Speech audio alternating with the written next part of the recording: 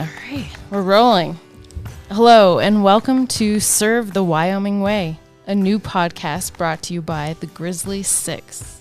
The goal of this podcast is to provide you with conversations our leaders will be having throughout the state and will help educate our listeners about opportunities in the Wyoming Army National Guard and volunteer opportunities in their very own communities. And the ultimate goal of this is to grow our partnerships. I am Master Sergeant Jacqueline Marshall from the Wyoming National Guard Public Affairs Office. I'll be facilitating this podcast here in beautiful Pinedale.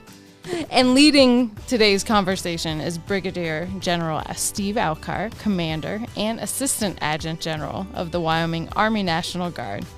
General Alkire is responsible for the readiness, training, leadership, and strategic planning for more than 1,500 soldiers in support of state and federal mission requirements. He has been serving this country for over 35 years.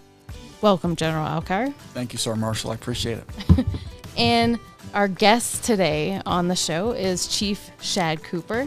Chief Cooper is the fire chief for Sublette County Unified Fire, an organization with 6 fire stations and 85 volunteers. Shad has more than 26 years of firefighting experience in Wyoming.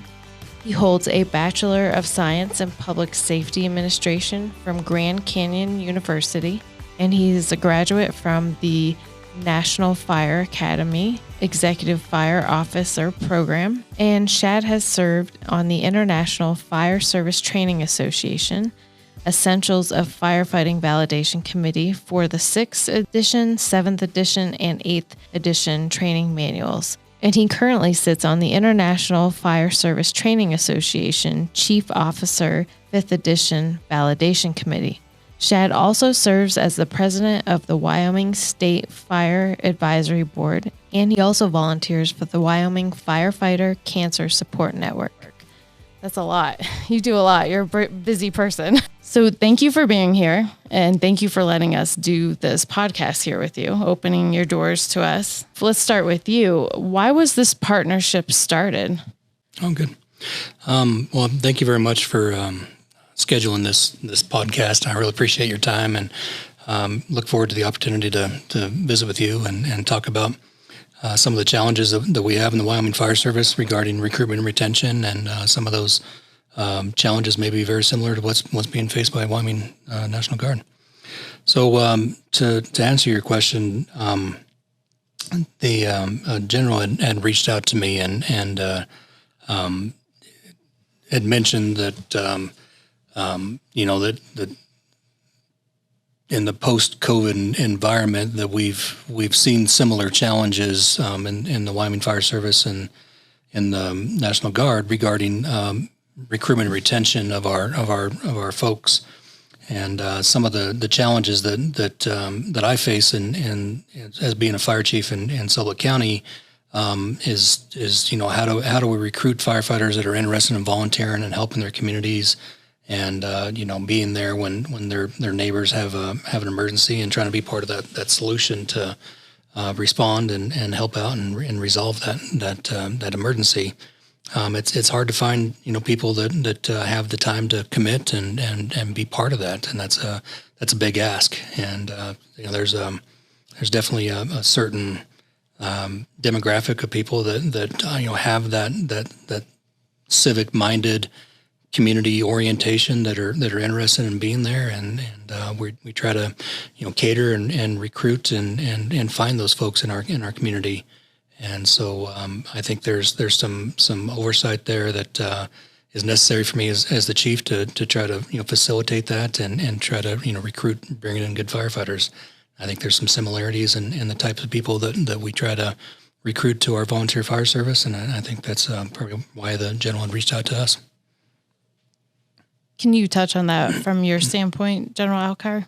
Sure. So, we're right here in the middle of Pinedale in Chief Cooper's office, and we just came from his command and staff meeting. And I will tell you, I have the opportunity to serve with over 1,500 professional soldiers. And I will tell you, we met with his staff, from the 6 battalions, and what a bunch of professionals. So when the Chief Cooper talks about what we have in common. When I reached out to Chief Cooper, the Army Guard staff, my guidance to them was, hey, tell me where we have organizations that we have commonalities with. And of course, we have 2 firefighters on the staff, volunteers, and they said, hey, let's start to reach out to the volunteer fire chiefs. And so, the staff reached out to Chief Cooper, we met, and really it's about what we have in common, those that want to serve. Right now, it's kind of tough in terms of the recruiting volunteer firemen and members of the National Guard. And so this podcast is really for guardsmen. It's for, the chief and his folks and anyone who wants to serve. And I will tell you, there's, the chief in the meeting today, he's got 4 members of his fire department who are National Guardsmen. So you can find work-life balance by having a great family, serving your employer, being in the Guard, and being in the volunteer fire department. That means your plate's full. But I will tell you, there's 4 just in the Chief's Department in Sublette County that are doing that right now.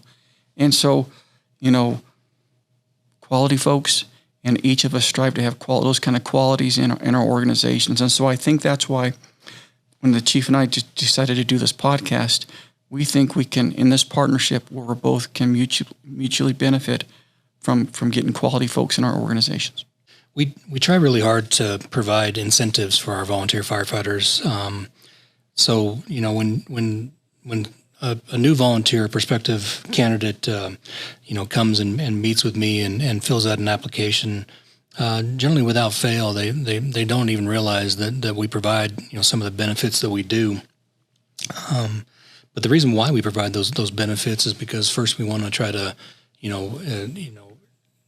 provide incentives to our volunteers not only to join the fire department but to continue to stay with the fire department for as long as possible. But when I introduce the new potential candidates and meet with them and explain what those benefits are, one of the things we do is provide it's called a paper call is the way we do it in Sublette County. But when a new recruit finishes the graduation recruit academy, they immediately start receiving $20 per incident that they respond to. Now, some of those incidents might be 15 minutes long. Some of those incidents might be 4 hours long. So that's the reason why it's not an hourly wage. There's definitely other models that we could use, but that's what fits our organization and our needs. But that's one example of a small benefit. But then we also provide a retirement program for all volunteer firefighters in the state of Wyoming are eligible for to participate in the Wyoming retirement system. It's a special retirement program specifically for volunteer firefighters. But when I joined the volunteer fire department, I was 19 years old, and based on my years of service, when I reach my retirement age, I'll make almost $800 a month. Now, it's not enough for me to retire on by any means, but it's certainly, a supplement to my retirement and something that I'm going to appreciate when I do get to that age. And we have many firefighters in our organization that, are looking forward to receiving that benefit. And, after years of contribution to the system, it's kind of a nice pat on the back and something to look forward to and feel some appreciation for those years of service. But there's a lot of things that I think that we could be doing for our volunteer firefighters that we struggle to provide some benefit for them above and beyond what I just mentioned. So right now we're trying to explore if there's opportunities to open up group healthcare plans and provide healthcare benefits for our firefighters. What we're finding is that's actually a pretty difficult challenge to address. And so I'm trying to explore other opportunities. And when General and I met in Cheyenne a couple of months ago, that was one of the things that we talked about is maybe there's an opportunity to overlap when we have volunteer firefighters that are also members of the National Guard that might be able to use those benefits to enhance both and those healthcare benefits and some of the accidental death and dismemberment policies and some of those kind of things that we really struggle to financially provide for our firefighters. Now don't get me wrong, we address some of that and we in my opinion we do a very good job of taking care of our volunteer firefighters. and making sure that they have excellent coverage. But there's definitely some things that I want to do as a fire chief to continue to build on and improve and enhance that coverage. And I think that's where some of this partnership can come in. I'll defer to the general on this. Sure. So there's always a tangible benefits for serving. It's just the bottom line sometimes of what we do. And so if you ask me the tangible benefits of serving in the National Guard, first one is retirement. Like the chief said, serving part-time in both careers in the National Guard and volunteer fire department, volunteer fireman, you can have 2 retirements. We have health and dental. So when the chief talks about how the federal government serving in the Guard can augment some of the benefits of a volunteer fireman. We have TRICARE Reserve Select. A single soldier can pay $46 for medical care. He can pay if he's got a family, it's $230. What about dental? It's $29 for a single and $75 for a family. So immediately by serving part-time, and you try to compare that in the private sector, I tell you, you just can't find it. So 2 great benefits right off the bat. Serving the Guard on a drill weekend, people have families. The state legislature was able to provide us with a resolution and some money to provide daycare on a drill weekend. Mm-hmm. We've got the ability to get trained. We've got federal, state, and reimbursement. For college. But also we've got just in the last couple months on a drill weekend, many of our soldiers travel to drill. And so if you live over 150 miles from where you drill, we'll pay you up to $500 because we have soldiers that travel, that fly in. And so in terms of the tangible benefits, we've got life insurance, $400,000 for $25 a month. And so those are unique benefits to being in the National Guard, but would truly augment any volunteer. Some are taking advantage of it right now. So like the chief said, I think our benefits can mutually support each other. Mm-hmm. I think so too. I mean, there's so many, just like you mentioned, there's the new one that just came out with helping with childcare. That's a great benefit. So do you think part of also doing this podcast, I know we're both having retention, recruiting issues, but we're also educating people that may just not even know? Oh, I think so. I mean, I've had some brother-in-laws that served on a volunteer fire department. I didn't know there was a retirement. I didn't know that there's ability to, the benefits that you get. I just didn't know that from the volunteer fire department to pay for education. I just didn't know that. And so absolutely, I think there's an education here from both mine and the chief's perspective that, people can make an informed, the right decision for them in their lives when they're informed. And so that's really one of the benefits of this podcast. Chief, what do you think? Yeah, absolutely. You'd mentioned some of the tangible benefits, but when I meet with new recruit firefighters, I try to focus more on maybe some of the other benefits that maybe aren't financial, and so I usually try to talk to them about the why of joining the fire department, and when I have the first introductory meeting, we always talk about why are you joining the fire department, and what brought you into the door, and what are you looking for, and almost without fail when I really talk with the firefighters and delve into it. It's always about serving the community first and foremost. That's always a really common answer, and I think highly of our firefighters that use that want to be here for the right reasons. That they want to. When somebody dials 911, I think I mentioned this earlier, but when somebody dials 911, they're having the worst day of their life. They could be having a fire, a wildland fire, a structure fire, a car wreck, whatever the emergency is. When they're dialing 911, they're looking for help. And when somebody joins the volunteer fire department, it's because they want to be there to help their neighbor out when they're having that worst day of their life. They want to be there and be part of that solution and make that a little bit better. And so that's one of the reasons that I think drives a lot of people to want to serve and be part of their community is they want to be part of that solution. and beyond that, there's another thing that I think really draws a lot of people to the fire department, and then also retains them and keeps them with the fire department for a long time, and that's the camaraderie. The esprit de corps, the friendships that you develop in the organization. You don't walk away from those friendships lightly. And when you join the volunteer fire department, the camaraderie really keeps you in the organization for a long time as well.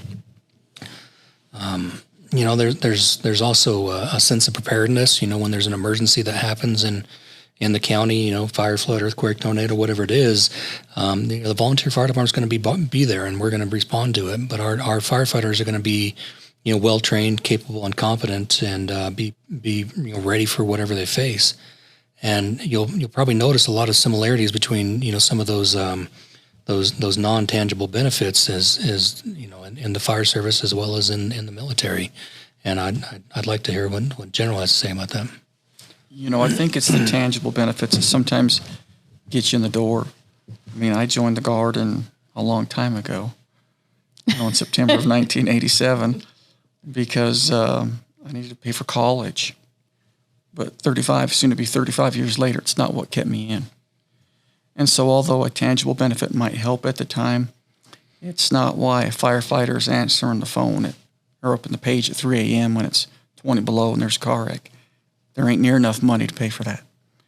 It's not why a guardsman, leaves his family for a year to deploy. Mm-hmm. It's just not there. So although those tangible benefits are important and may get you in the door, it's not why you serve, and it's not why you continue to do it. There's something beyond that.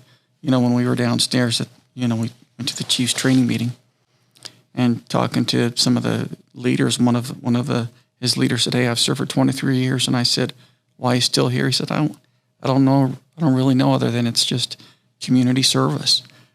And so that's probably the best way to put it. You wouldn't know this guy's probably one of the guys who cares most about his community. He just does it because it gives him purpose.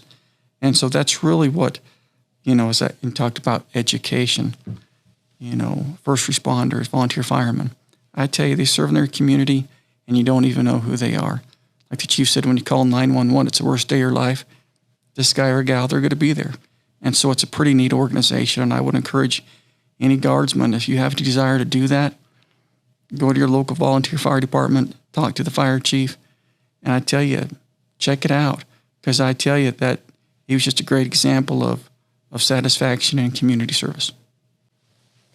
Everything that you're both saying is so overlapping. Like from when you talk to military folks, and it sounds so similar. The purpose, like, why do I serve? I want to help my community. It makes sense. If you want to volunteer, you want to help your community. If you're already serving, join the fire department, and vice versa. So I think it makes complete sense.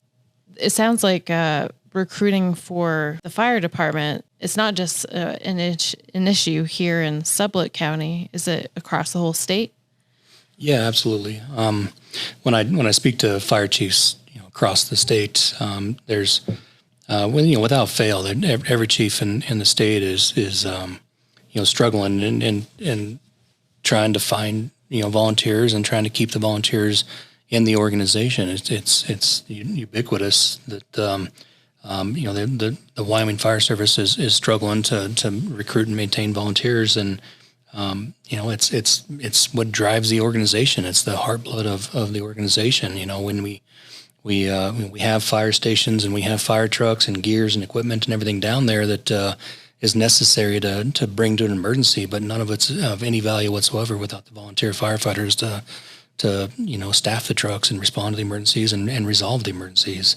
And so it's absolutely the most critical challenge that I face, far and above anything else that I deal with on a day-to-day basis. It's the most pressing matters in my day-to-day operation, and everything that I do is focused on recruitment and retention. And I'm certainly not unique. There's fire chiefs across the entire state that are struggling with the same issues that I am, and they absolutely would love the opportunity to hear from somebody that's interested in joining the fire department. So yeah, I encourage everybody that is listening, that please reach out to your local volunteer fire department and initiate that conversation. We try pretty hard to be visible, and we certainly aren't hard to find. So please reach out and get involved and help out your community. So on that, speaking more about recruiting options, General Alkire, can you talk a little bit about the red card enlistment option? Sure. So, red cards, the chief can talk about it better, but it's a wildland firefighting certification. Mm-hmm.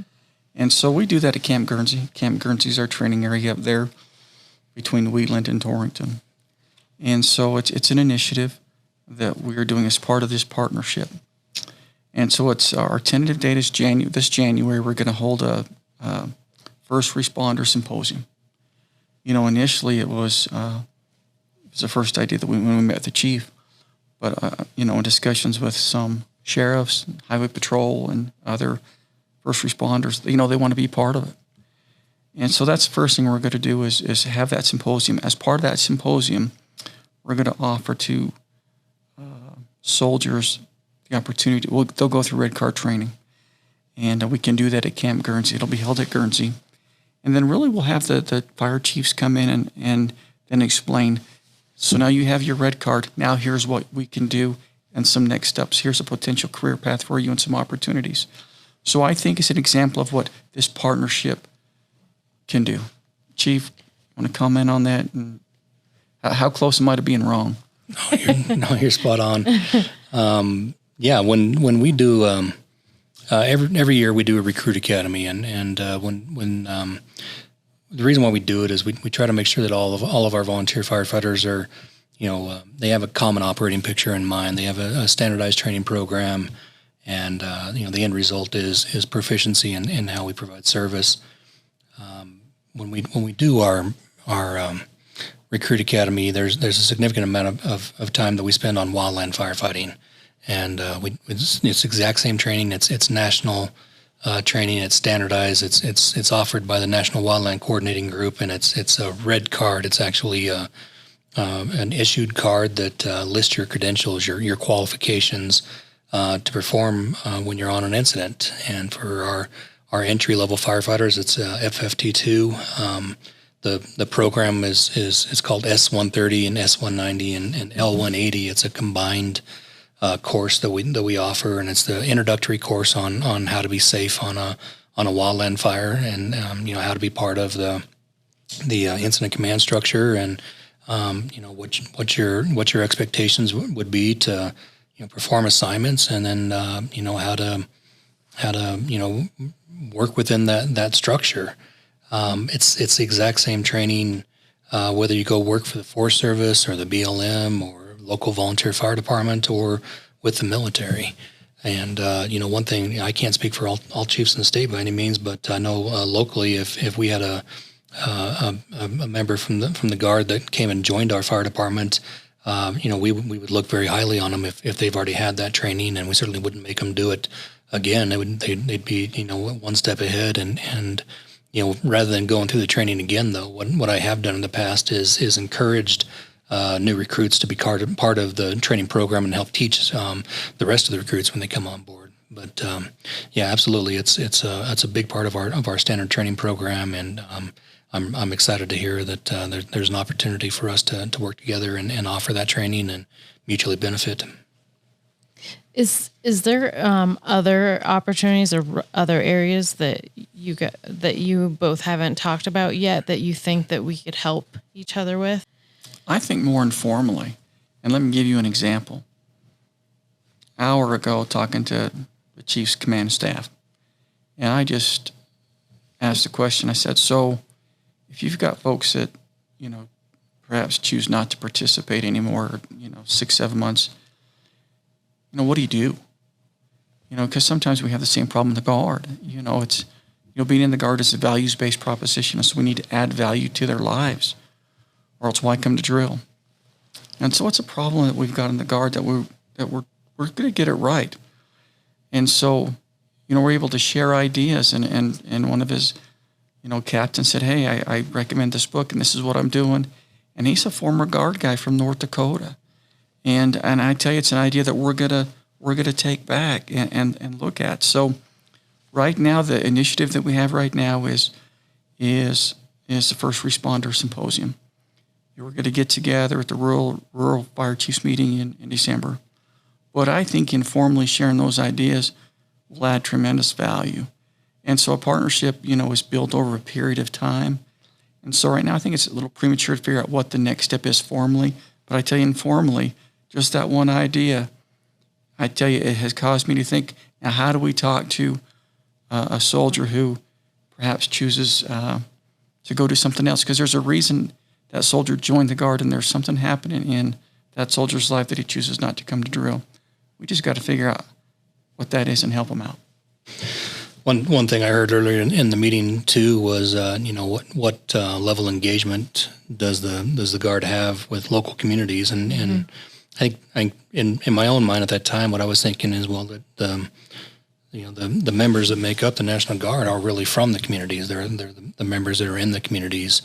And it's an excellent opportunity is for us to have volunteer firefighters that are members of the National Guard. But one of the things that does is it gives us a working relationship to start from, a strong partnership to start from. If I need something, I've got people within my organization that I can reach out to and help serve as liaison for me, and facilitate communications. And they're part of my organization. They're part of the community, and they're part of the Guard. And I think building on those relationships, to the General Alkire's point, is maybe more of an informal benefit, but it's something that I want to continue to try to promote and enhance within our own organization, because I see significant amount of potential in the future that next time we have a major incident or incident of significance, that we're all going to be part of the same team working to find a solution. This is why one of the reasons we're creating this partnership. Mm-hmm. And I kind of talked about it in the meeting today. Readiness starts with strength. Mm-hmm. And so, right now we're kind of having a tough time in the military assessing people into the National Guard. And so typically we've always gone we've got great soldiers coming out of high school. I mean, they're great soldiers. But there's we're kind of having a tough time assessing that high school age group. The demographic that we really haven't really touched on was age 23 to 32. And so, using the volunteer firefighters, the community colleges, maybe that demographic where, because when I was in high school, I was going to leave town and I'm never coming back. Well, then you go figure out what life looks like in college, and you determine that maybe home wasn't really that bad. And so you move home, you get married, you've got some kids, you got a good job, but maybe you still want to have the ability to serve. So that little more mature demographic, we're trying to touch on that too. While maintaining this demographic in high school, we're just trying to, another avenue, educate those who are maybe a little more older in their later 20s. I mean, I was 22 when I joined. Mm-hmm. Let them know that, hey, there's still an opportunity in the Guard to serve, because readiness starts with strength. And so this is one way to broaden the aperture of folks that we want to talk about the National Guard with, because it's a great topic and I could talk about it all day. So that's really one of the benefits of this type of a partnership. Okay. And I'm going to ask you this because we keep talking about it, but I don't think we've asked you. So Chief Cooper, why do you serve? Oh, I think I've answered it, and in talking about what the recruits do when they join the volunteer fire department. It's very universal. It's no different for me than it was for anybody else. I joined the volunteer fire department when I was 19 years old, and I knew several of the volunteers that were already on the department, and they had been talking to me about it and telling me about why they enjoyed it, and they encouraged me to do it. So that was certainly part of why I joined. But another reason why is I had a home, and I had a chimney fire, and the volunteer fire department responded, and they took care of my home. They really went above and beyond. They laid down tarps on the carpet to make sure not to track mud into my house, and they just exceeded my wildest expectations in providing customer service for me. And at the time, I didn't know anything really about what a volunteer fire department was or what they did. But with a pretty shining example, they demonstrated for me exactly what it is to be a volunteer and to help out their community. And during that incident, that was really when the light went off in my head. And I was like I said, I was young, kid. I was looking for direction and what I was going to do with my life. And everything lined up perfectly. And the firefighters there had encouraged me to join the volunteer fire department. And it was a month later. I was there meeting with them and submitting my application, and starting to really understand what it meant to be part of the community and to give back to my community and try to do something similar for my neighbor when it was their turn to call 911, is what they had done for me when it was my house on fire. So there's a variety of reasons that got me into the organization. But I think what kept me in the organization was like I'd mentioned, the camaraderie. I've been very close friends with the same firefighters that were on the department when I was 19 years old. We still talk to each other on a weekly basis, and it's that lifelong bond that you develop with people that you've been on some really tough incidents with, and we were there together, and afterwards we still stay in contact with each other, check up on each other, and we still go hunting together every year. We still go hiking together or fishing together or whatever it is. There's definitely a sense of a lifelong friendship that developed in the organization. And the thing is I can't ever walk away from it. I really I think that my life is pretty well defined by some of that service and some of that friendship, and then and I think General Alkire had mentioned it earlier, but being a true community member and providing service, and it defines what I do and why I do it. So I feel strongly I want to be part of the solution and make the best fire department we can and provide the best service we can for our community. Very, very well said. One last question for you. So if I was a young man or woman listening to this podcast and I heard this and I called in and I'm kind of interested in joining, in one sentence or two, what would you tell them maybe to potentially help them join? Reach out, find your local fire department, reach out and get involved and ask about how to join.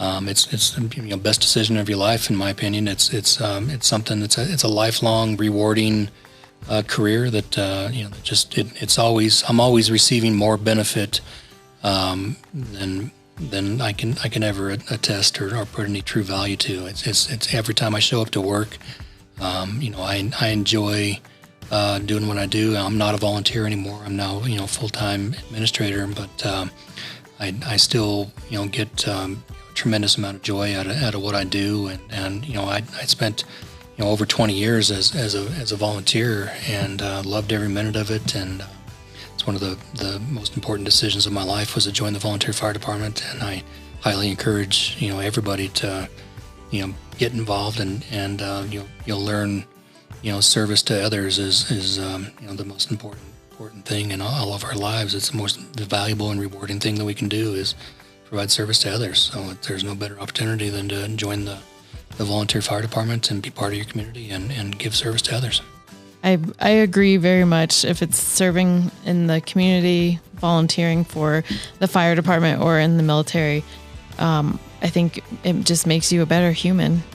Thank you for sharing that, Chief Cooper, and thank you again for having us here today. So that brings us to the end of this first podcast, Serving the Wyoming Way. Thank you both for being here today. It was a very important conversation that we needed to have.